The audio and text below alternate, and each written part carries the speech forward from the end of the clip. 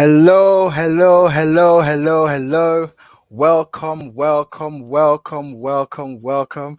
I just want to welcome everyone to our BEM Network Virtual Forum 2020. I'm so excited, as you can see. I don't know if you can see, but I'm really, really excited for what we've got in store for you guys today.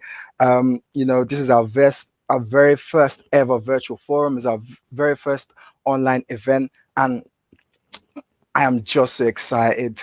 It's a new day, it's a new dawn. Let's really, really get into it. I just want to welcome everybody. My name is Kola, and I will be your host for today. I want to welcome everyone that's joining us on YouTube. I want to welcome everyone that's joining us on Periscope, everyone that's joining us on Facebook, everyone that's joining us on LinkedIn. Welcome.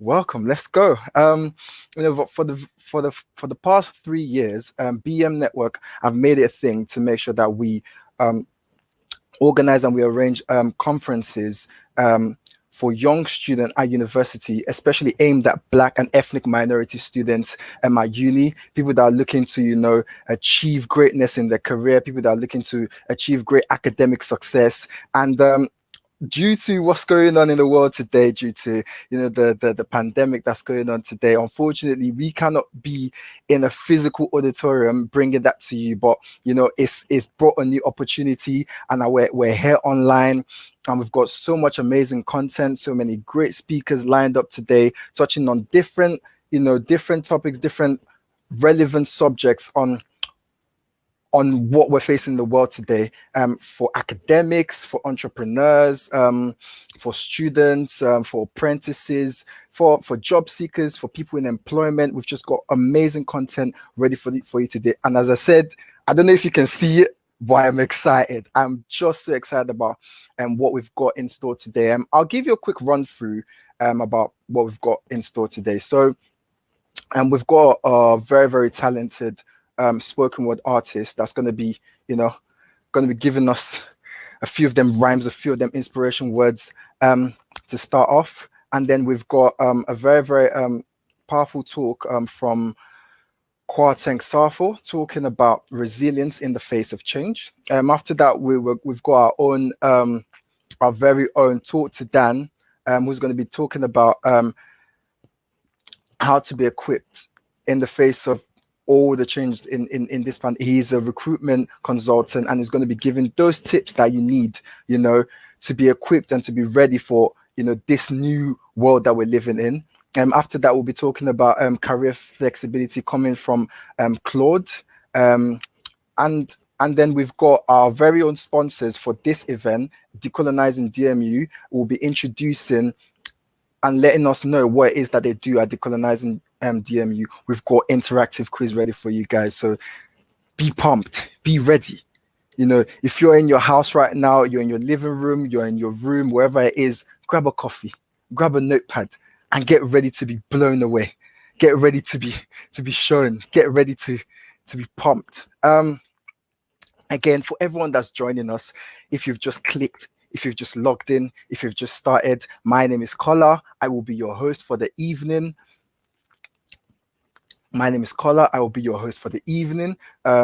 Today we'll be speaking about so many things that are very, very relevant in today, as far as this pandemic, as far as everything that's changed in the world. Welcome to the Virtual Forum 2020, brought to you by BEM Network, succeeding in the midst of change. Very, very soon, we'll be going into our very first segment of the night, and that will be a spoken word that was actually created for this very, very purpose. Spoken word by Fuad Buswa.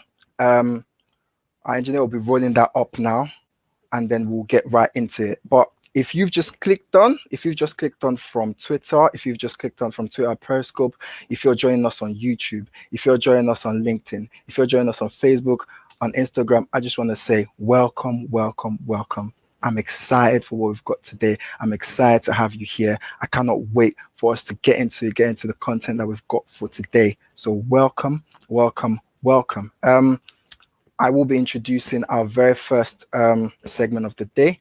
That'll be spoken word from Fuad Buswa. If we can get that rolled up.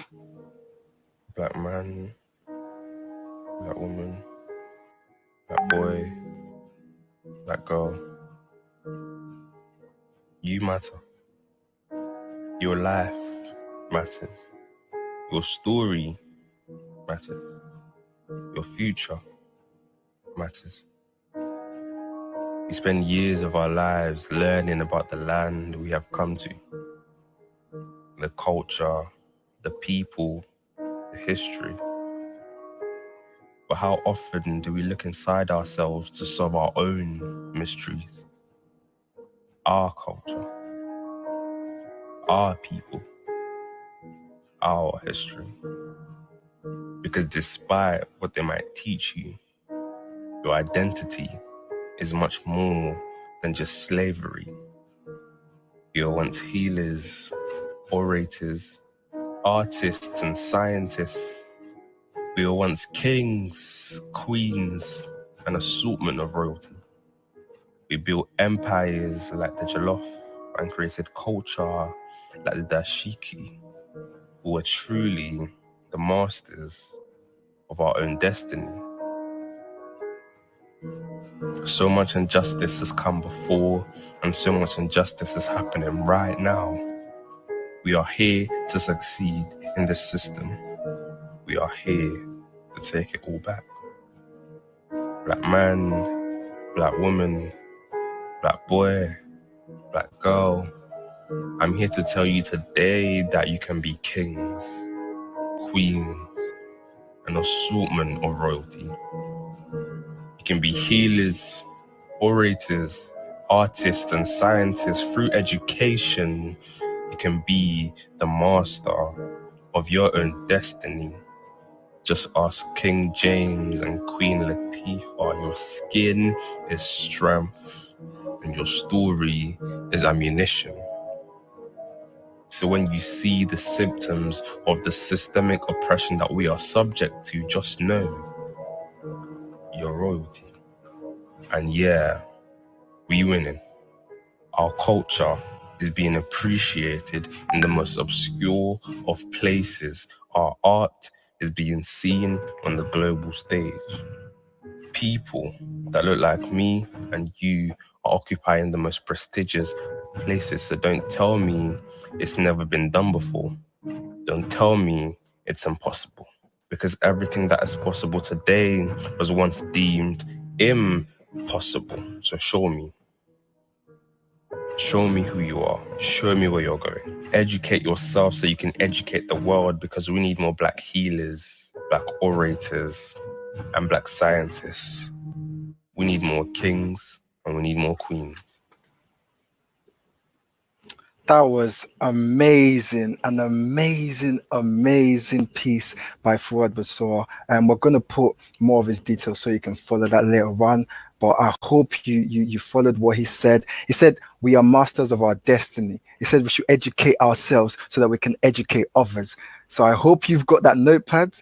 I hope that you've got that coffee. I hope you've got your tea. I hope you are ready to educate yourself so that you can educate others. That you can educate yourself so that you can better others, better everyone that's around you, because that's what BEM Network is about, right? Anyways, as I said, I promised you earlier that we've got amazing content from amazing speakers ready for us today. Coming up now will be Mr. Kwarteng Safo, who's going to be talking about resilience in the face of change. Mr. Kwarteng he'd be coming in to introduce himself now, but he's a graduate practicing clinician, practice medicine in the UK, and he'll be talking to us about resilience in the face of change. Kwarteng, over to you. All right. Thank you very much, Kola. Hey, everyone. I hope you guys can hear me well. Once again, thank you very much to the BEM um, team for bringing me on and giving me this opportunity to speak to you guys. The purpose of this, essentially, as was discussed earlier on, is to really share my story and for you to be aware of what we term resilience and how examples through my story has demonstrated that, and obviously pass on some knowledge to you as well. So before I started, obviously, with given the task of talking about resilience and change, I decided to look up the actual word for resilience, because we always know what resilience is, but it's always good to, go back and look at the actual definition. And there were two definitions that really came up. One was the capacity to recover quickly from difficulties. And the second one, which I really liked, coming from the science background, it says the ability of a substance or object to spring back into shape. So being elastic, essentially. So when we are talking about resilience, I want us to have in the back of our minds elasticity, and the ability to come back to exactly the shape that we were before. Now, I think in order to really demonstrate resilience, I need to kind of start from the beginning of the story. So I wasn't born here; I was born in Ghana. I came here when I was quite young, and coming from Ghana is very, very different when you land in the UK. You think, yeah, UK, you've made it. Like this is it. Like you're now a big boy now, a broad guy, kind of thing. And as a result, a lot of my characteristics changed and molded to fit what I was seeing in the UK. Unfortunately, I had very, very strict parents who saw that the path that I was going on wasn't the best way. So I know a lot of people have heard of the threat, oh, we'll send you back home, this and that. I was actually the guy that got sent back home. So yeah, I went back for a holiday to go and see my mum who was living in Ghana, and I found that there was no return ticket. So yeah, so I had to really be resilient when that news was broken down to me. When I saw my father going back to the UK and I was still staying in Ghana, I was like, yo, this I don't belong here, because you have a taste of the UK and you think that, yeah, this is me, I'm liking it. But yeah, so that's when it really kicked in, that change of mindset. I remember my first day in school, and obviously in the UK, there isn't any, like when you talk back to a teacher, it's usually like, a detention or something like that. And I had been so brainwashed with the UK system that I'd forgotten how it is back home. So, I was meant to be cleaning up. So normally you get to school early. I was meant to be cleaning up. But I didn't want to, because I was like, this is not my job. This is the cleanest job, blah, blah, blah. Like, I didn't understand the system. And my friends that I had made on that day were looking around like, who's this guy that's not cleaning? And the teacher came and saw me, is like, why aren't you cleaning? I was like, this is not my job. And I'm telling you, the licks that I got that day, it changed my life completely. And from that day on, I really was on the grind, and really tried to better myself, definitely, because I didn't want to repeat that situation. So I came back to UK after spending 1 or 2 years in Ghana, with a completely different mindset, a mindset of become the best of the best, and I really worked towards that throughout, from secondary school, and then was placed into A level. So just to give you a bit of context, I'm not from like privileged backgrounds, and I'm from Ends basically. I'm from like Tottenham. Now moved into Enfield. So my background didn't really match the goals that I was planning to set for myself, but I wanted to be stretched out of my capacity. And I believe that the skill of resilience was important, as well. So I was in A level, and I remember I had a discussion with a couple of friends, and there was this Asian guy that came up to me, and like we had been competing quite a lot in terms of like work and getting grades and stuff, and it was either him, me, him, me, him, me. And he made a statement of, "Oh, like I'm gonna be better than you. I'm gonna like you're not gonna make it," and it really hit home, because I was like, okay, you are one of the individuals that is thinking this, and you're brave enough to say it. But I'm very sure that there are other people uh, there that are thinking exactly the same thing. So it was then that I had to really look at the difficulties that I was faced with, and that difficulties being the pressure of other people thinking that, oh, you're not gonna make it, you're not gonna do what it is that you plan on doing. But I had to really recover from that particular difficulty, because I had to prove them wrong. I had to show them that, I can make it. I can do what I've put my mind to. So, A levels, we managed to get through it, managed to get my grades. And before that, obviously, there was a time where you have to apply for your university choices, and I was very ambitious. I applied for initially um, Cambridge, I believe Nottingham, King's, Imperial. Well, initially UCL, but then changed to Imperial. And I was going through A level as normal, and then my friends would be getting their, you know, they're hearing back from the university saying that, yeah, we want you to come, we want you to, be part of this university, and I wasn't hearing anything. Um, and then I would get an email, and then the email would say that, oh, I'm sorry, we are rejecting you. So I got rejection from Cambridge, Nottingham. I think I applied for Loughborough as well, and I kept on getting rejection and rejection and rejection. And my backup, which was King's, was for biomedical science, accepted me. And they were starting to scare me because they started sending like posters in the through the post, and saying that, oh, we're looking forward to seeing you. We're so happy that you've decided to apply for us. And obviously I was new to the system, so in my head I was like, oh my gosh, like these universities are talking in the background, and the Kings have already accepted me for biomedical sciences. And I was panicking because I hadn't received any other acceptance for any other university apart from Kings. And there was one more left. And I remember this clearly. It was in January, and January is usually when the last set of interviews go out. And I get an email from Imperial saying that they want to speak to me. They want to interview me. And unlike everyone else, I hadn't had the experience of an interview. I had obviously been rejected from other universities, and I didn't have the know-how of carrying or going about interviews. Obviously, I've had some practice with a couple of friends, but it was nothing like the real deal. So I went in fresh, didn't really know much about how it is structured, or I need to get that particular time and so forth. And I went in there, and my heart sank because it was like, wow, I am in this position. I I haven't got as much experience as I would like to in dealing with interviews and so forth. But this is the obstacle in order for me to get to the goal that I want to get to. So it was at that point I was like, you know what, forget it.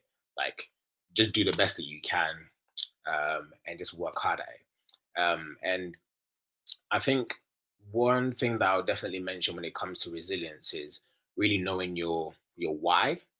Um, like why you're doing what it is that you're doing. So for me, medicine has always been a dream. Medicine has, like, I used to watch Sherlock Holmes. I don't know if any of you guys watch it, and the fact that he's able to decipher things from just looking at a particular client and from the way they speak and so forth. So it always drew me to that investigative aspect, and I always liked biology as well. So when I combined the two, and I was like, okay, yeah, medicine is for me. But I never thought that I would experience such difficulties along the way, getting rejected from, 3 universities and only managing to secure an interview in one. But my why was stronger than the obstacle. My why was stronger than the challenges. And that's a key thing when it comes to resilience, because with when you're faced with difficulties, you need to really, really remind yourself of the reason why you set yourself this goal, the reason why you want to achieve what it is that you want to achieve. Because if you don't remind yourself, and if that reason is not strong enough, then the challenge that you're facing, then that's when it's very difficult to be like, oh, you know what, it's okay, it wasn't meant for me, and just give up. Um, and remember the second definition that I gave of resilience being elasticity, so the ability to spring back into shape. Now, in springing back into shape, you need to be stretched, right? So, being resilient or going through life, you're always going to have challenges. You're always going to have some difficulties and obstacles. But when you're stretched, which is the challenges and the obstacles that you face, being resilient is the ability to go back or reform or focus on the why that you decided to get into it. So I've done the interview, and fortunately, I had got the acceptance and the grades to study at Imperial. Now, Imperial wasn't like a walk in the park, because obviously you come from A level, you might have been doing well there, but you're a big fish in a small pond. Now, university is on a completely different scale, and I was tasked now with navigating or finding myself through such a larger body of water, and I was now the small fish. And many other people had all of these achievements, all of these accolades, and so forth. So it really made it difficult to feel like, oh, did I belong here? Was this the place for me? But I think one thing we always have to remember is that sometimes where we're meant to be is not built or is not shaped for us. But we have the purpose of going there and making that change, so that other people that come after us are able to, appreciate and are able to fit into that. So it was really disturbing, looking around and not seeing a lot of people like myself, um, people coming from completely different walks of life, private schools and so forth. And I'm just like the guy that came from ends and, probably managed to get in. So a lot of times when we talk about resilience, we tend to think of the physical obstacles that we are facing, but sometimes it's the mental aspect as well, and the mental aspect of telling yourself that you are indeed worth that opportunity, or you're indeed the right person to be in that particular space, and that resilience and perseverance as well is what will keep you going, because without it you won't be able to push through. So yeah, so when we think about resilience, always have in the back of your mind that it's not just the physical aspects, it's not just the physical obstacles that we have to face. It's also sometimes the mental blocks that we can face at times. So yeah, got into medical school, and then it really hit the fan. I remember second year. So second year, for any medics out there who are listening, or for those who don't know, um, second year medical school, in terms of the years that tend to be the hardest, is usually second year, and final year, or no, not even final year, penultimate year, um, the fifth year, sorry. And I remember clearly in um, second year was tough, was absolutely tough, because you go from first year. First year, they try to, sugarcoat everything, try and say, oh, yeah, we're spoon feeding you. Like, you guys are going to be okay, this and that. And then when it gets into the actual stick of the things, which is second year, you're like, yeah, we've basically given you the basics. In first year, you're on your own, kind of thing. And it was a really big challenge, because we had such a large um, amount to cover, as it is with, the human body, and such a little space of time as well. So I remember it was like a couple of weeks, a week or so before my exam. I remember doing like 72 hours straight in the library. Yes, I did bath, and so what would happen is, I'll spend time in the library, hashing it out, and then I would, quickly go home. Well, try and sleep in between, so take little naps here and there, then quickly go home, shower, and then come back again. And it was then that I really decided, or really came to the realization that definitely, like, yes, I know I love medicine, but definitely medicine is what I wanted to do. And the reason for that is because sometimes the obstacles and challenges that we face are there to remind us, or recalibrate and say that, okay, do you still want this? Is this still something that you're willing to push forward? Because, if you think about having to do 72 hours in a library, it is gonna have a massive effect in terms of your work-life balance, and massive effect in terms of how you are as an individual. So yeah, it was quite challenging, but that was a reminder of my why, and how what it means to, be a medic, or what it means to be a doctor. So I'm not going to really take too much time, but what I really wanted to get, drive home today was that resilience has two definitions, but I don't want us to focus so much on the first definition, which is the capacity to recover quickly from difficulties. I want us to really focus on the second um, definition, which is essentially the ability for an individual to spring back into shape.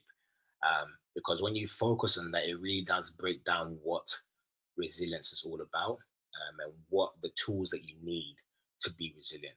So one, that definition tells you that being resilient or getting through life is you're going to be stretched. You're going to be pushed and pulled into shapes that you don't want to be in. But it's the ability to go back or reform back to the true character of who you are. That's when the resilience come in. And to achieve that, we do that by reminding ourselves of the why. Why is it that we're doing X, Y, and Z? Why is it important to us? Because once we are able to identify that why, it makes the challenge or the obstacle or the difficulties a bit, more bearable. And you're able to overcome those obstacles. But your why needs to be bigger than the challenge. Your why needs to be bigger than the difficulties that you're facing. And obviously, working in COVID, when I graduated, I was thrown into the pandemic as well. So you can think of it like I graduated early in April, straight into working in COVID, and that was a shock because obviously you don't have the time to get acclimatized to being a doctor. Like you finish your exam and boom, you're in. And it was a real big challenge. But luckily enough, I surrounded myself with people who were, motivational, people who kept me going. And sometimes it's not, when we talk about resilience, it's not just you. It's not an individual ability. Sometimes you don't have the capabilities to do that. And sometimes you need other people around you to help bring you up. And resilience is not just an individual thing, it's a team at times. And lucky enough, when I was faced with, working during COVID, seeing patients die, like I would come in work one day and then the next day they probably wouldn't be there. That was difficult to deal with. But lucky enough, I had people who were able to tell me that, it's going to be okay. This is just a period of time. And lucky enough, those experiences have helped shape the doctor that I am now. And that's another thing with resilience and another thing with the issues or the challenges that we face. That being that, yes, we will have difficulties. Yes, we will have challenges, but reminding ourselves that those challenges breed experience and wisdom for us to then apply later on. So when it comes to resilience, remember one, sometimes it's an individual thing, but sometimes it can be a team thing as well. And number two, remember that when you're stretched, try and look at the positive aspects. What am I meant to learn from this particular situation? And once you focus on those positives, it makes it much more bearable as well. And number three, which will be the most important thing, is know your why. And know what it is that you're trying to achieve and what it is that you want to obtain by doing what it is that you're doing. So those are my two pence, and I hope somebody has been able to, get some sort of understanding from this and apply it. Yeah, thank you. Thank you so much, Kwarteng. Thank you. That was amazing. There was so much that we got from that. Kwarteng said you need to know your why. Your why needs to be what drives you. He said being resilient is being able to make that comeback. Let that sink in for a minute. Being able to make that comeback. He said you needed to be mentally resilient. He also said that being resilient is not just a one person thing, but it's a team thing. It's a thing that you can get from when loads of people around you to help you. That was actually so amazing, Carting. There's so much that we learned from that. He talked about being stretched out of capacity and knowing to pull yourself back to that very actual character trait, and that's what makes you resilient. Thank you so much for all the things that you shared, Kwarteng. I could go on. I had my notes and my coffee, and there was just so much to write. I just wanted to say, everyone that's listening on YouTube, make sure to put your comments on the comment section. If you've got any questions for Kwarteng, we've got a nice little comment there from Taiwo that said it's being able to push through obstacles. That's amazing. Being able to push through obstacles. You know, people are here telling us that being resilient means being perseverance, talking about perseverance. You know, everyone's sharing what they, you know, what they believe resilience is. As I said, you know, join those people that are giving their comments, that putting their comments up. Let us interact. Let's know what you're thinking. If you've got any questions for Kwarteng or any of the speakers, make sure they're in the comment section. We've got a Q&A at the end of all the segments, and then we're going to go back to your questions. But without much further ado, I told you, great content today. We've got an amazing recruitment consultant. That's just one of the things that he does. And I know you would have heard about this brand called Talk to Dan. You know, this amazing speaker that can, you know, speak about all these things. That means when you're trying to get into these different careers, the kind of things that you need. So I'm going to bring up Talk to Dan to talk to us about being equipped, being tooled up. Over to you, Dan.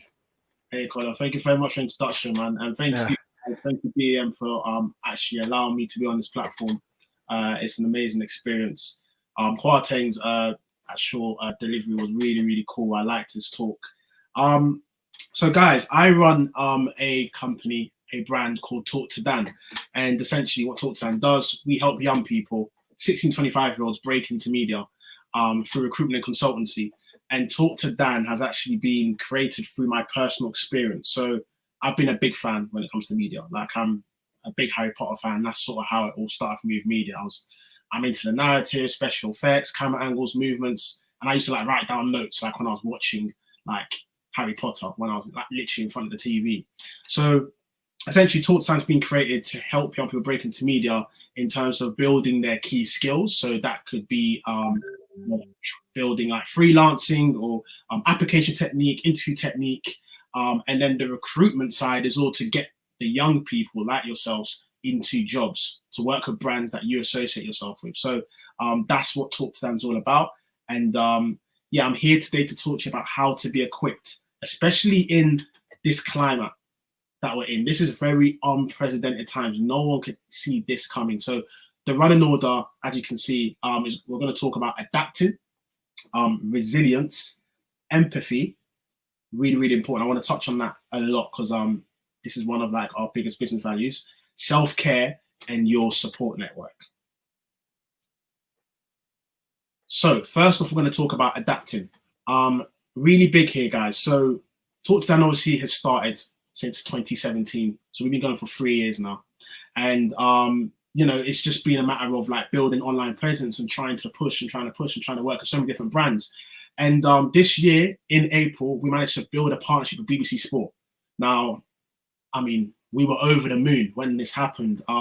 So we created a new seminar on freelancing, everything to do with like actually starting out on freelancing. So from taxes to invoicing to building your own portfolio to understanding about intellectual property. So to do with like trademarking and copyright and legalities. Now, we were going to run this event in April at Manchester Media City, but unfortunately,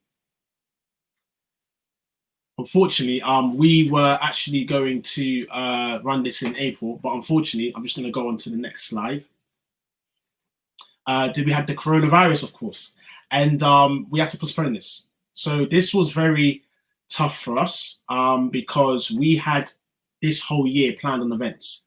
Like we had this whole year planned on events, like from January until like July, we had like an event series. We had an event series that we're doing from January, February, March. Then April, we were going to work with BBC Sport to go Manchester, Media City, and you know, I was over the moon. You know, that they really valued my freelancer starter pack, and they wanted, you know, they actually came to check the actual session one day in London to see like a taster session.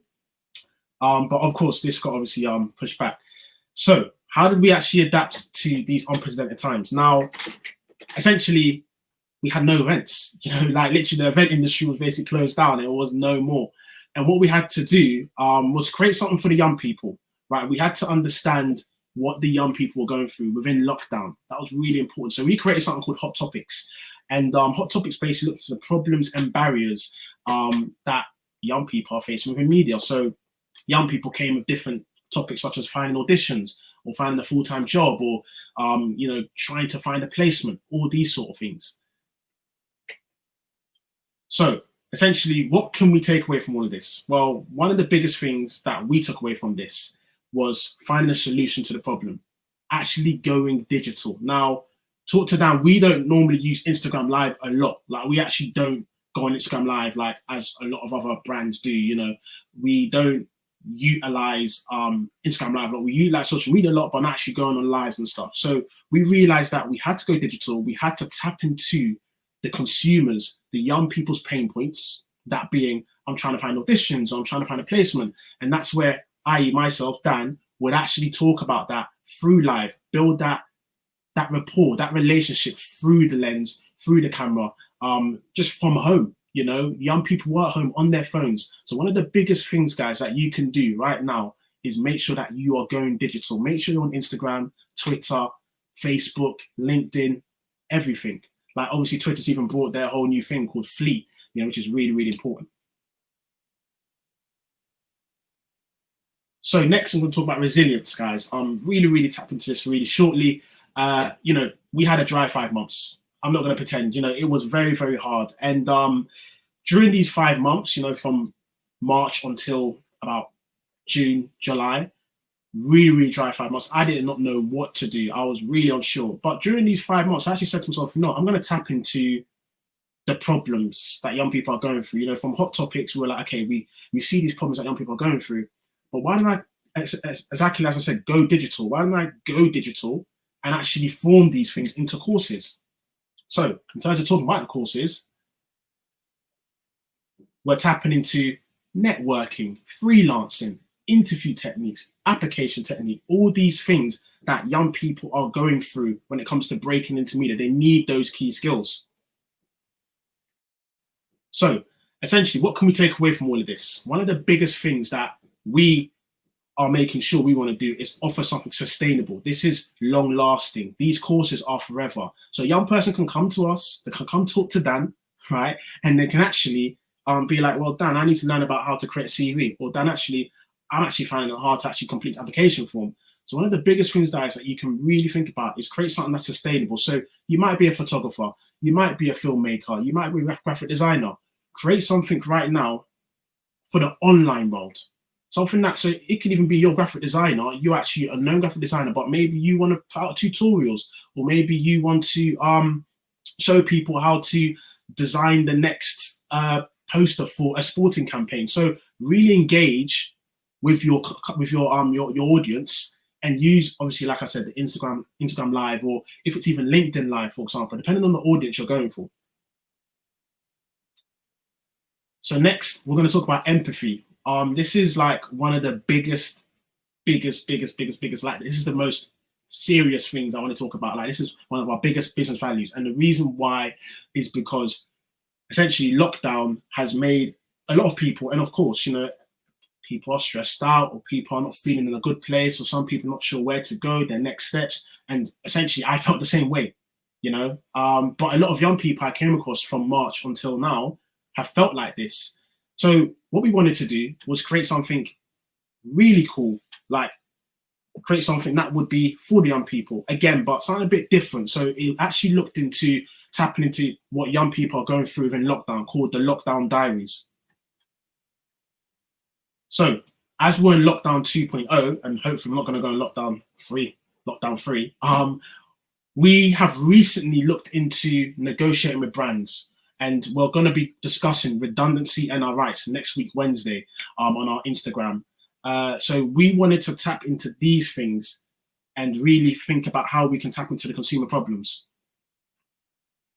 So what we can take away from all of this, guys, one of the most important things in business, and what I've learned just in general, when I started to talk to Dan, I always understood that I have to show empathy, putting myself in the young person's shoes. Why? Because I become relatable. And because I can understand and feel like a real human being to that young person. Yes, I look like the young person, but one of the biggest things that a young person will appreciate is that you show empathy. You know, so Dan, I'm trying to do my CV. I didn't even know, I have no experience. You got so much experience. But I say to every young person, look, when I started on a blank canvas. But when I started, I created my own work experience. So put yourself in their shoes and, you know, create deals. So for example, we've done a mailing list just a couple of weeks ago where we kind of offered our courses at a discount, right? And we wanted to make sure that we wanted young people to still, you know, take up these skills. So you might be a photographer, you might be a videographer or graphic designer, as an or makeup artist. Use this time to put yourself in your consumer's shoes, right?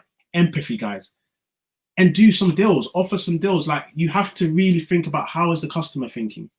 How is your consumer thinking? Really, really important. So empathy, guys, is the word here.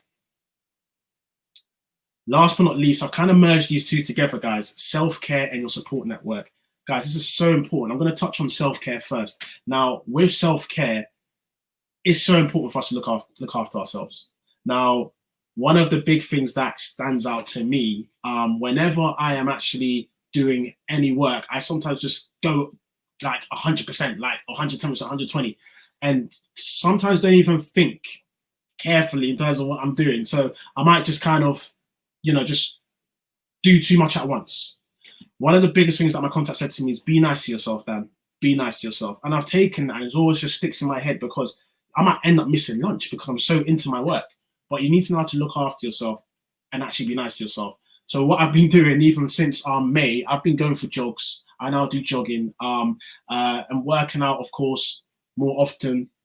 But one of the biggest things that's really stood out to me is connecting with others. That comes down to your support network, making sure that you can connect with each other in a way where, you know, everyone right now is at home, right? Everyone has free time, believe it or not. Like, people are more free than ever because no one's in the office. No one's in the office, guys. So it's kind of like people work from home, so you can actually check up on people more easily. So just touching on the support network in terms of, you know, some advice I actually received from Eric Fest, right? Now I'm going to talk about utilizing the network effects. Now, this is sort of some advice that they gave to me, which I want to share with you guys, which I've actually done, and it's really helped me kind of move forward. And most importantly, how I'm actually equipped now in this change that we're all going through. Guys, most importantly, create a list of people who will support you. But every time you sort of post something, you know, make sure you have someone that can call in for favors for you. You know, make sure every single time you put something new up online, that person does know, and even vice versa. You know, so you are helping that person is helping you, because essentially, guys, in this time, we all have to be there for each other. That comes back to the whole empathy, putting yourself in someone else's shoes. No one knows what someone's going through at this current moment in time. Some people are redundant, some people are on furlough, some people are trying to find a new job. And, you know, there's this whole thing of government telling us we need to upskill and kill off the creative industries, which will never happen. Creative industries will always be there. But what I'm trying to say to you guys, use your friends, your families, everything to support you in terms of what you do. If you're a creator, if you are a graphic designer, if you're a runner, if you're a director, use people around you to put stuff out. Use nano influencers. Nano influencers basically mean people that are like ourselves. We are nano influencers. So people's followings that are more captive, they would have the following that would actually reach the people that you'd want to reach in terms of a diverse audience, as opposed to a big influencer, for example. So really, really important, guys. And one of the biggest things there to take away from this is the empathy side of things, but adapting. We, you know, still to this day, I'm still very like, oh my God, I couldn't do the event at BBC, but I've managed to adapt. And that's what I've learned from this year, guys. Managed to adapt and going digital. Go digital, guys. One of the biggest ways that you can be equipped in this climate, in this change that we're all going through. Thank you very much.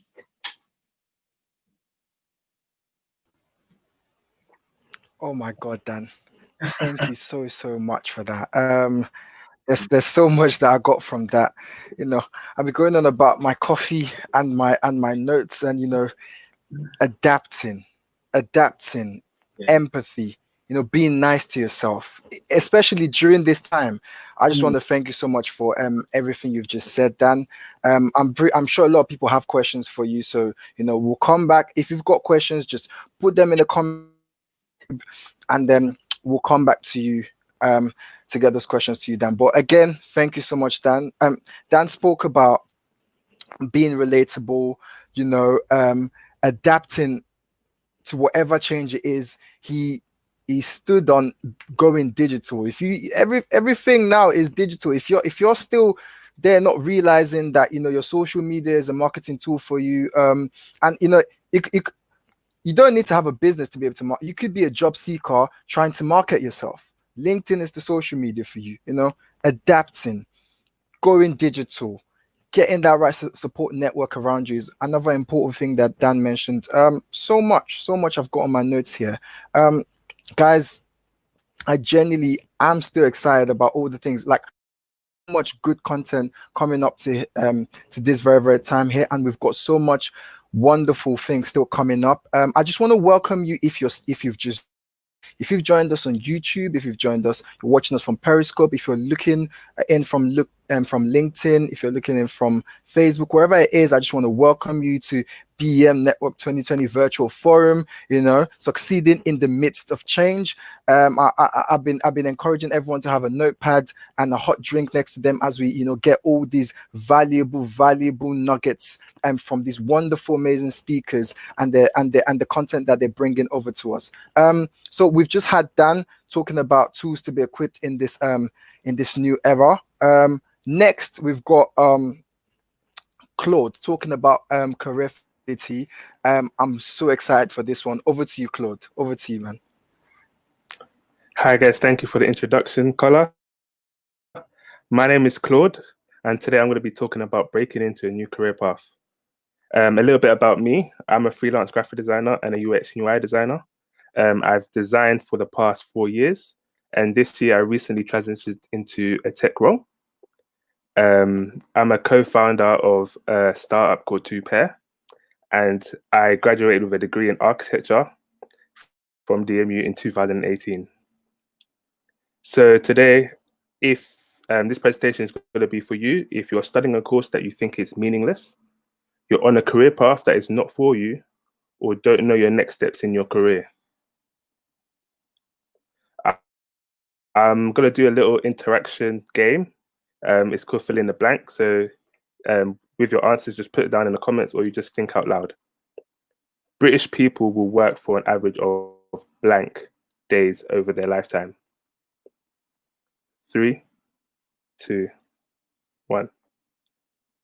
British people will work for an average of 3,507 days over their lifetime. Another one. Blank percentage of British workers think their jobs are meaningless. 3, 2, 1. 37% of British workers think that their jobs are meaningless. Polls have said British people think about quitting their jobs 16 times a year. But why would you stay in a career that you don't enjoy? These are three main reasons why people stay in jobs that they don't enjoy. They find it hard changing careers, they don't know their purpose in life, and they find it hard overcoming boundaries. And this is what I'm going to be talking about throughout my presentation. But first, let me tell you a story. A story how I got into design. And I'm going to touch up on the topics of doing what you love, finding your purpose, quitting when right, and alternating career paths. It all started when I first experienced Africa, Uganda. When I first went to Uganda, I didn't enjoy it. It was my first time seeing poverty with my own eyes. But after spending 3 weeks there, I really enjoyed it, and my view of poverty changed. The people of Uganda were full of spirit. I got to meet my family, and quite frankly, I really wanted to stay, but I had to go. So the first thing I did when I got back down to London, I searched for flights and sent them over to my mum. I sent them over to my mum. Her reply was, "We can't stay. We need a house." So what I did, I looked at houses for sale in Uganda, came back to her saying, "Let's go back. These are houses for sale." She replied, "These are too expensive. We need to build." This is when I started downloading free softwares, architecture software, design softwares. And this is when I found out what I love doing. Throughout my time in secondary school, I used to excel in art, maths, and design technology. So these were my favorite subjects throughout my whole secondary school time. So I wanted to continue them subjects throughout my A levels. My purpose in life didn't align with my mum's purpose for me. My purpose was to continue R&DT so I could become an architect and build that house for my mum. My mum's purpose was to finish off my studies, become a doctor or a lawyer so she can return home. Her reasons why, a career in an art base was unnecessary, unrealistic, and not for us. Did she have a point? 1% of qualified architects are Black in the UK. But did that stop me? No, because I found I was doing something I loved. From 2015 until now, I've studied architecture. I freelanced as a graphic designer, and I transitioned into a tech role as a UX and UI designer, all 3 different industries. Throughout my studies in architecture, it was tough. Sometimes I wanted to quit because times were tough, but I didn't. Don't quit because things are getting tough. The reason why I stayed, because things aligned with what I wanted to do. I knew continuing will benefit me in the long run, and I still enjoyed design aspects of architecture. But eventually, one day I did quit. I quit my day job December 2019 and began freelancing. Why? Because my day job was meaningless to me. I didn't enjoy it, and I literally just became bored. Quit to give yourself time, space to move towards something that you're passionate about. I designed every day, I networked and joined a community which helped me find my first tech role as a UX and UI designer. How? Utilizing my transferable skills.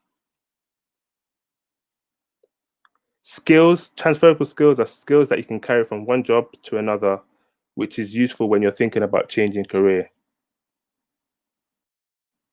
A young teacher once messaged me, "My degree has nothing to do with tech. I currently teach sociology and psychology and have an interest in UX and UI design. How do I move into the tech space?" This is where her transferable skills comes into play. As a teacher and UX and UI designer, they are very similar roles. As a teacher, you create an experience in a classroom to help students learn. As a UX and UI designer, we create an experience to make people's lives easier, simpler, and more efficient. So how do you shift career paths? Decide what kind of role you're interested in. Find experience, network with other people, and do internships. Keep up with the industry and use your transferable skills. And last but not least, you do not need to wait until you're qualified. I didn't wait until I was qualified. My degree had nothing to do with tech. And many people in the tech scene, they do not have a qualifications and they don't need to learn how to do code. And here's a list of non-code tech roles. Find your purpose. What are you good at? What do you love doing? What do you want to be known for? Why do you want to do it? Why does it matter? How are you going to do it? Get out of your comfort zone. Learning can only take you as far, and get into your panic zone. This is where things happen. Take risks. Like when I took a risk when I left my day job and freelance for the first time this year. When you have a chance to follow your ambition, take a leap of faith. If anyone in the watching this wants to get into tech, here's a few communities that I would recommend you join in. They're really helpful for people like us. Any person that is into UX and UI design, some YouTube channels over there. So if you want to take a screenshot before I change the slide, and any books that helps you for personal development. It helps you build character, find your purpose, and find what you want to do in life. And right now, I would say this is one of the best times to get into tech. Why? Because it's a fast-growing industry, which equals more jobs.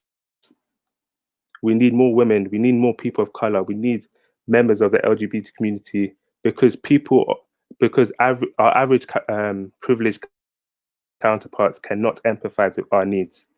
A white male cannot design for a woman. They cannot create for a woman because they don't relate to their experiences. Just a summary of what I said today. Follow and do what you love. Quit when right. Get out your comfort zone. Find your purpose and take a leap of faith. And my last statement for today is, if you devote your career to something that you love, you'll build a career that's purposeful, enjoyable, and to die for. My name is Claude, and thank you for listening to my presentation. Thank you so much, Claude. That was amazing. That was some good quality content there. Thank you so much, Claude. Some amazing things Claude said there. Get into that panic zone to get to exactly where you are. Find your purpose and make sure that you take risks. I'm very sure a lot of people have loads of questions, because that's it. Who else felt like they were on a journey when Claude was speaking? I felt like I was on the actual journey with him, following him through all of his experiences. I can imagine that a lot of people have so many questions for Claude, especially just after that wonderful presentation. Please make sure you put those questions in the comment section. Later on, after everything, we're gonna have Vidali just add in the comments there, taking that leap of faith. Scary, but it's facts. Big up Claude. Yeah, big up Claude. As I was saying, at the end of everyone's segments, we're gonna have a Q&A. So it's very important that you've got any questions, any notes, any things you're not sure about. If you want the speakers today to go more in depth about certain things that they've touched, we'll have that time right at the end. So make sure you comment in the comment section. Let us know your thoughts, let us know your questions, and then we can get back to you. I know we've had 3 amazing speakers, and everyone's thinking, can they do better? Can there be more? Can there be more value to this? Well, welcome to the 2020 Virtual Forum, because we definitely can. We most definitely can.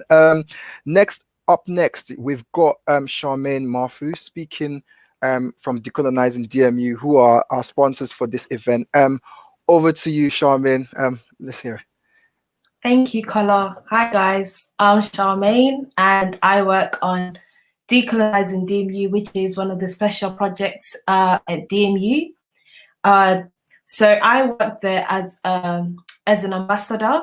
So I joined the project last year. The way I came across it, I was researching for my dissertation topic, and I'm really passionate about, I just found out about the attainment gap, which I'm going to speak more about. I found out that, in universities, that there was a 13% gap on average of between Black, Asian, and minority ethnic students getting a first or 2-1 degree classification compared to their white counterparts. And in 2017 to 2018, that gap was at 13%. And for me, that really shocked me. And I really wanted to find out more and find out the causes about the gap. So I was speaking to, that's when I was introduced to the project and the work that they were doing.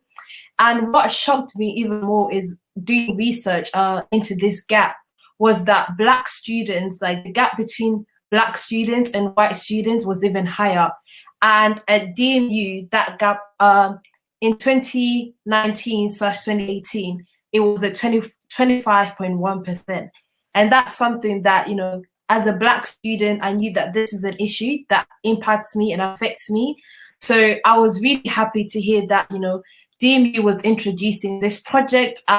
They believe that this gap should not exist, and they've been working hard on a range of projects to narrow to narrow this gap. So I was happy to come along, and I'm glad to still be working on the project. So Decolonizing DMU was introduced in 2019 and is an ongoing institution-wide project. So this started from the project that they were doing just on the curriculum, looking at the curriculum and seeing how work on the curriculum can change the attainment gap. So you know, that's where Decolonizing DMU came from. And so Decolonizing DMU, so the vision of Decolonizing DMU, this is our working definition at the moment. You know, Decolonizing DMU recognizes that inequality in Britain originates from colonialism, and that is embedded in university system. So we are seeking to decolonize and create an anti-racist university, which allows all to succeed and celebrate, which celebrates the rich diversity and heritage of DMU. DMU actually is, the percentage of BEM students is actually 54%, if I'm not mistaken. So there's more BEM students in DMU than they are white students. So, you know, this really speaks to the student population here at DMU. So the project really kind of moves away from the deficit modeling, you know, the shaming, where it places the blame on the individual. And, you know, we're looking at more, unpacking the structures, the inequality that has been built over centuries. So this, which has created this systems of hierarchies. So at DMU, we believe that this work, it stretches far beyond the curriculum. It's not just about the curriculum. It's more than that. It's bigger than that. It's deeper than that. So on the project, we have 5 different work streams. So the project is working on decolonizing the institution. It's working with staff, it's working with students, there's research going on as part of the project, it's working on the library. So me personally, I work on the student stream, and you know what that looks like for students. So the student stream is really here for the students. We're here to gain the student voice and see how we can make change for students using the voices of students. So we're here to empower and to support students in decolonizing DMU. We're here to amplify the voices of our BEM students. You know, we want to share your experiences.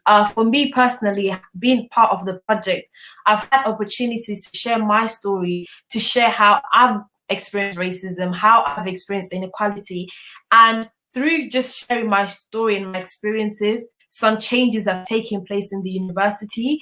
And you know, as part of the project, we run events to come so that students can find that safe space to come and speak about experiences. One thing that we found was that on campus, especially, that students did not feel that they had a safe space to speak about issues such as racism. You know, conversations about race, racism, inequality, they happen in rows of residents, but they're not happening on campus. And our goal is to really bring those conversations on campus and, you know, to bring them to people who have a mandate for change.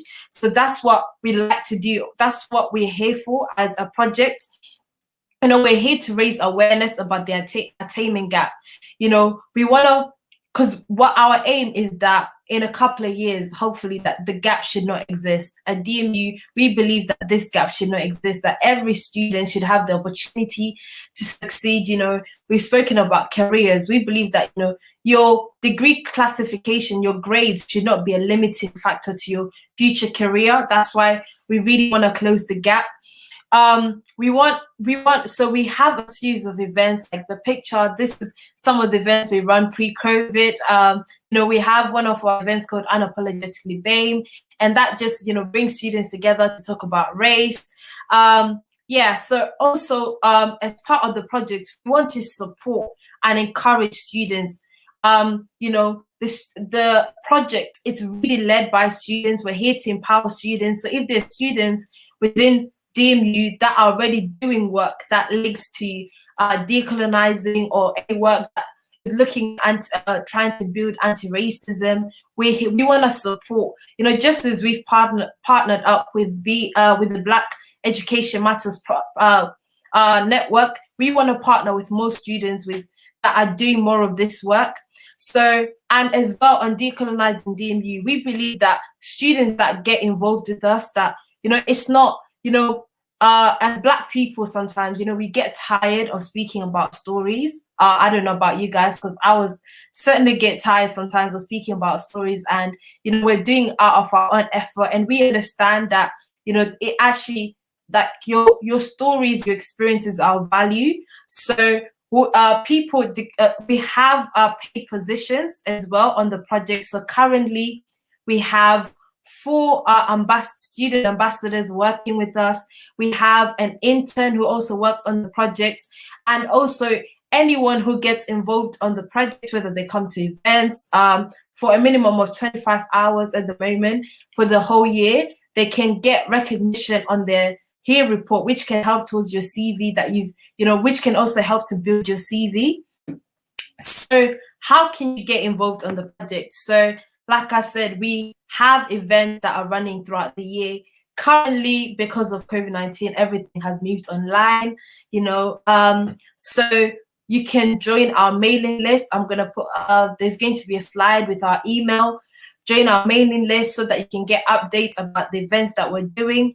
At the moment, we have monthly events with where it's a global event, global conversation. So taking this conversations about race, inequality, and trying to decolonize, how can we move towards anti-racism on a global scale. So we have conversations we're in partnership with Georgia College State University in America, and we have monthly conversations, and they've been great online, and it's just great. It's also a great place to network and to meet other people, and you can also make connections.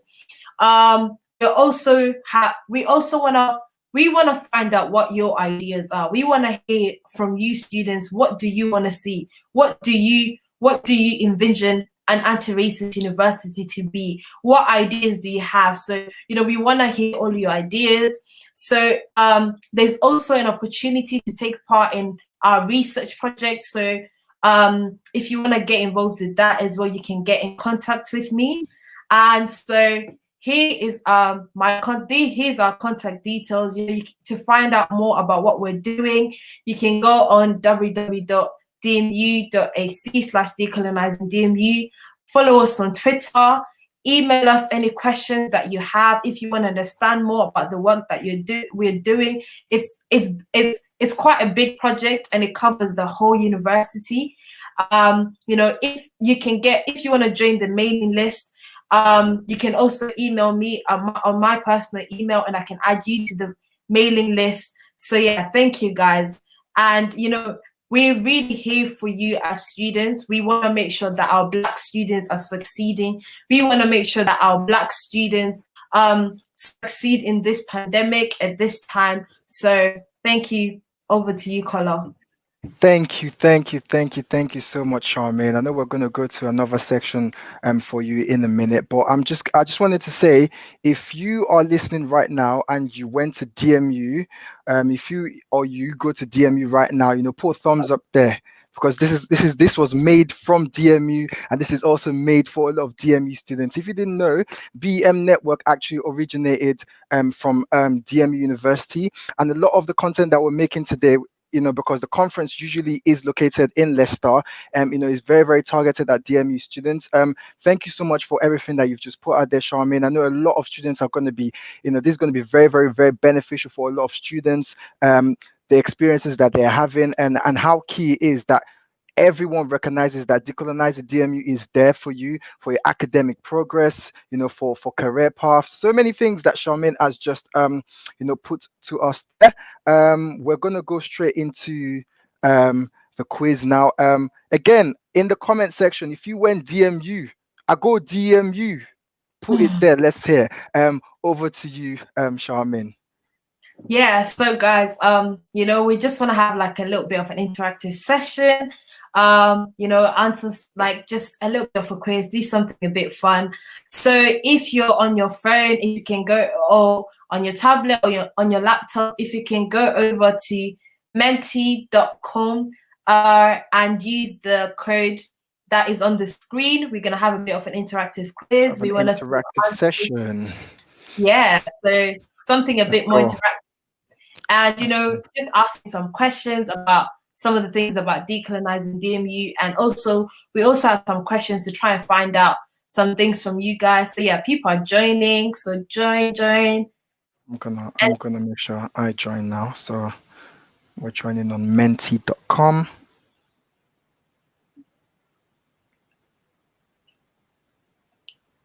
Join, yeah, keep joining, guys. Yeah, we're gonna start the quiz. See who's been listening, especially with the decolonizing DMU part. Just a bit of fun. Beautiful. Yeah, keep joining, guys. Keep joining. I like the little emojis that everyone has.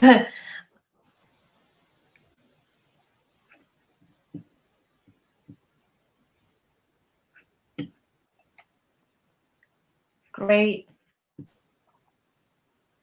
Yeah, more people are still joining. Wow, I think it's about to start. So this is our first question, guys. You know, in my presentation, I talked about the attainment gap. So get your answers in. What's the national percentage gap between the likelihood of BEM students getting a first class or a 2-1 compared to their white counterparts?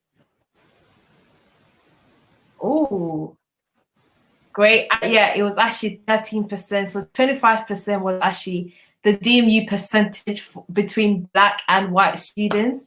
So yeah, and I'm totally against that. This should not exist. The gap has to go, and that's what we're working to do.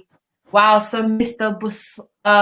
Busoya is the one that won that round. Great. Woo. So remember, guys, the faster you get your answers in, the faster, the more points you get.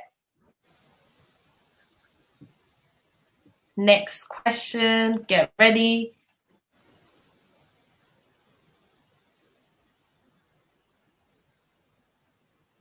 So what we're trying to create, guys, is decolonizing DMU. Is it just an inclusive university? Is it just a university that has a 0% attainment gap? Is it an anti-racist university? You know, what is DMU trying to achieve? Great. Yeah, most people got that right. Yeah, we're trying to create an anti-racist university. So for us, it's not just about closing the attainment gap. It's really dismantling all the inequalities all across the board. We want to make sure that the spaces represent us, that, you know, when you go to your lectures, that you feel comfortable, that there's no equality. We want it to be anti-racist all throughout. So yeah, that's our goal. It's not just about the attainment gap. It's about your whole experience as a student. Wow. So who's on the lead here? Tia. Oh, yeah. Tia has Tai has is now in the lead. You know, Mr. Busayo closely behind. Next question.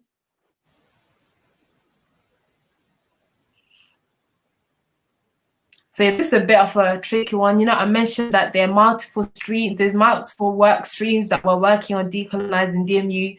Who remembers the total number of them? You know, let's get those answers in.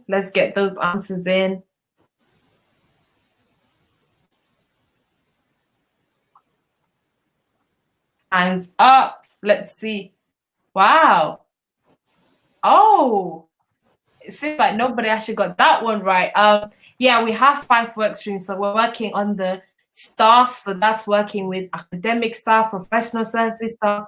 So that's all to do with all our staff. And then we have the institutional work stream. So that looks at the whole institution, the systems, the policies, and seeing how that affects, you know, BEM students, BEM staff. We have the student strand, which is where I work on. We have the research strand, which is working on research. And then we also have the library stream. So we have 5 streams all in total. So Tai remains in the lead. Nearly there, guys. The next question. So yeah, this is just looking at how can you get involved with decolonizing DMU. So if you're interested in getting involved, how can you do that? You know, how can you connect with us?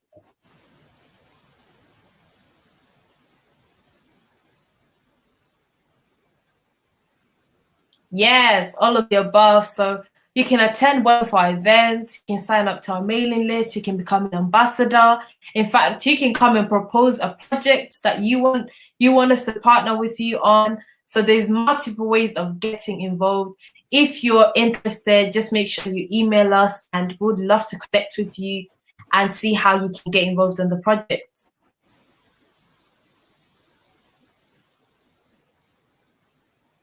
Oh, great. I think we have our winner. So Mr. Busayo, well, I'll give it up for him. He's our winner. Whoa, Mr. Bussoir. Bussoir, it was really interesting. Love it. We love it. I think the next couple of questions is just trying to find out how we, as a project, can help you. So, type in your answers and tell us what you think. How can we help you? During this time, is it that you guys want some workshops? What do you guys want from us? What are some of the ideas that you guys have? We know that this has been a difficult time for students. We really want to support our BEM students, especially our Black students. So tell us, and I'll take back the answers to the team and see how we can help you. So yeah, just type that up. Yeah, guys, if you've got any recommendations, you know, just speaking out to DMU students especially, got any recommendations how you reckon decolonizing can be of any assistance to you, please put those suggestions up on the Mentimeter. So everyone's been a bit shy right now.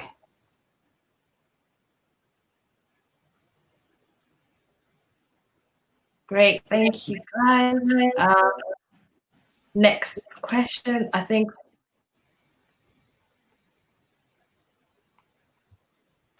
So, you know, we've been asking, so what's your number one tip for staying resilient in this time? Share with us, share with everyone, what is your tip for staying resilient in this time? So we can share with everybody.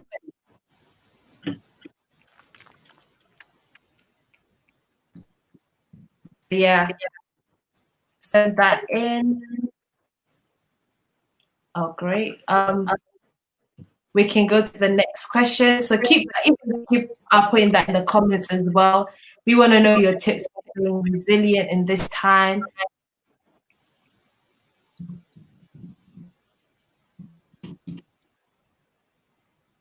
So we want to find out how to interact, how we can connect with you guys. So yeah, so Instagram and Twitter, that's great. Keep sending the answers in. We want to find out how best to connect with you as students, to engage with you. So we want to know the best platform to send out information, to send out details, to send out events relating to decolonizing DMU. So thank you guys for those answers. Thank you.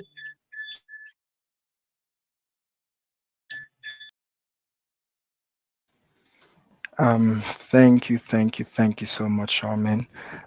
Thank you for everything. That was an amazing session, amazing interactive session there with Charmaine. I hope all the DMU students that are listening, that are online with us right now, were able to get something from decolonizing. As you can see, they partnered up with us, so you know that they're body that are there for you. They're literally there waiting for you to just come with your needs and see how, you know, they can be of more support to BEM students at university. You know, the work that decolonizing does is so synonymous to the work that we started out doing at BEM Network, which is to, you know, clear that gap, that attainment gap, you know, whatever it is that's in the middle there, that's making Black students sort of attain more at university. We want everyone achieving. We want everyone, you know, to be able to get to their peak in their careers, and that's what we're gunning for. We're going to enter into the Q&A section right now. I really hope, you know, you lot took my advice at the beginning when I said, grab your notes, grab your hot drink or your coffee. I hope we all took that as important. And we've got some questions because we've had, even right from when Fuad started, with the spoken word, all the way to Kwarteng, all the way to Dan, all the way to Claude. A lot of good, amazing tips and nuggets, and just general life advice, and amazing things were said in the content that's been delivered today. So I hope everyone has questions for each of our speakers that have just made up our panel today. So we've got the first question up, and I'm just going to read that out. It was directed at Claude. It said, "How were you so sure about quitting your current job? How did you know when it was the right time? Was it all down to the belief in yourself, or was it something else?" So Claude, yeah, did you get all of that? Yeah, I got all of that. Okay, so let me just read it again. Cool. How did I know about quitting my job? So it wasn't just like an instant thing that I said, let me just quit my job. It was a thing where it was a gradual over time where I felt like this is not for me. I don't enjoy waking up and doing this work. And even before the shift, that what I used to do, and after the shift, what I used to do, I designed. I knew that even though I was tired, I still designed. So I knew that was something that I loved. And with this job I didn't see no growth in it. I saw growth in my graphic design because from that period, so from the period that I left my job, I was doing design for 3 years. So I started just doing Snapchat photos for people, and it actually got to bigger clients. And I realized that people are interested in my work. They believe in me. Why shouldn't I believe in myself? So I just took that, I'll say that leap of faith, and just went into freelance graphic designer. And it goes down to me as well, but it always goes down to the people around you, because the people around you supported me throughout my journey. I got a shout out to my mum. I got a shout out to my sister, my friends, and families, and because at the start, my mum didn't really believe in an art-based job, but now she's supporting me with everything I do, because she realized that I'm good at what I do and I enjoy what I do. Like, I was working from home even before everybody started working from home. From December 2019, I was working from home. And when my mum saw that, she realized that Claude can make this into a proper business. Let me support him even more. And that's how everything planned out. And yeah, everything is going good. Wow, there's a lot you said there, Claude. We're gonna get. Oh, I've got another question for you here, Claude. A bit of a popular one, ain't ya? Right. What is the best way for me to use my graphics work to get a job? So it's a question to Claude. What's the best way to use my graphics work, to get a job? Yeah. Okay, so this is how I do it. I want to get into the travel industry, so I aspire to work for companies like Skyscanner or Airbnb or an airline company. So essentially, what you need to do, you need to build a career in the stuff that you like. So if I want to get into that sort of industry, I need to start designing for travel-based companies. They're doing little concepts for them. So when it comes to the point that you've got the interview stage, you've got work that is for them, so they can relate to your work as well.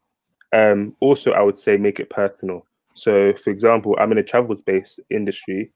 I can make a design for Ugandan Airlines, so it's personal to me, and it's also something that they want. So just build on things that you would want to work for in the future. Don't just build and design random things. Just build on something meaningful to you, I would say. Wow, cool. Thank you so much for that, Claude. I've got a question for Kwarteng. Kwarteng, I'm going to advise you to unmute now, in case, just so that everyone can hear when you do answer the question. it's me. Okay, yeah, there we go. Right. So yeah, Kwarteng. You spoke about your journey during your journey in medicine. Um, I I just wanted you to bring up, aside from the studies, which I can imagine in medicine, it's just unimaginable how much that can be like a real challenge. What are the other challenges you saw yourself facing, that made it so that you had to be resilient? So because earlier on you spoke about the enormity and the hit of second year. Was there any other things that you had to face as a medic student coming up during your time at uni studying for your course? I think I think a challenge that medical students or just any students in general can actually face, that a lot of the time people don't tend to think of, and that is the challenge of being able to manage your time, in the sense that you're not forever just always studying. Like if somebody asks, "Oh, what's Quarten doing?" "Oh yeah, he's in the library." Like he's always in the library. Like being able to do both work, like playing hard, working hard at the same time. And I think it was a massive Hmm. challenge for Hmm. me. And the reason why is because obviously during A level, Hmm. I was more of the geek, per se. I had a couple of friends, and we spent majority of the times in the library, and that was because we had a particular goal or purpose that we wanted to achieve, Yeah. and that was getting to universities, the top universities. So when it came to university, when I was actually in, it was now having to rethink what my what do you call it? What my goal is.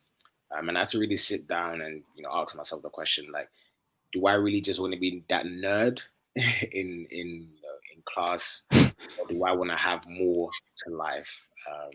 So I decided to Yeah. be able to strike that balance and be able to enjoy it. Let me get myself involved in a lot of things. So a lot of the people who study medicine with me would know that I'm the kind of person that had my fingers in many pies. So I was doing, Hmm. I was, ACS president for Imperial College. I was, Okay. shooting videos and editing. So I wanted to just be free in doing what I wanted to do. But Yeah. with that, came certain sacrifices. And being able to manage your time was something I really struggled with, because I wanted to Hmm. enjoy my time at university, but also get good grades. And it was that balance. And I think it's something that we struggle with when we're in university, when we're students, and even when we get into adulthood. In life, I think yeah. it's just, as I said before, remembering your why. Um, and my why was essentially to become a doctor, but not just a plain old doctor, but a doctor with, other skills outside of the medical Yeah. field. So yeah, so I think that was one of the challenges that I faced, definitely. Amazing, Kwarteng. Amazing. Oh, we've got a question on the screen for Dan. Um, the question is for Talk to Dan. It says, how has it been like working with big brands, such as the BBC? So like, how was the experience, coming from where you started from, and then when you've had to approach, those big brands? Yeah, no, it's been I think it's been very rewarding working with brands such as BBC.